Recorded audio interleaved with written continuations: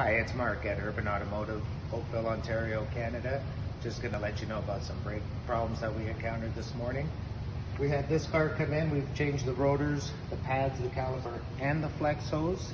What had happened here is the customer continued to drive with the brakes making a lot of grinding noise. As you can see on the rims, the difference of the front tire to the back tire, there was so much heat at this wheel that it's discolored the rim.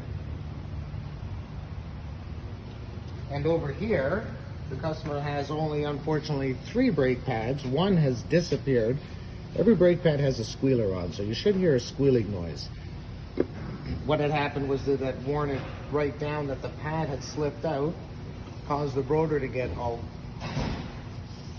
what do you want to call this? Just nasty. The thickness in the rotors was starting to wear in comparison to the left side and to the right side, where this side was become all thin because it was just chewing the metal.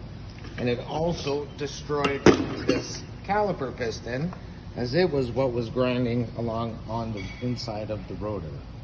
So if you hear your brakes making noise, it's always good to get them checked out. Hopefully this explains why sometimes you have to change pads, rotors, a caliper, and a flex hose. Urban Automotive, safety first.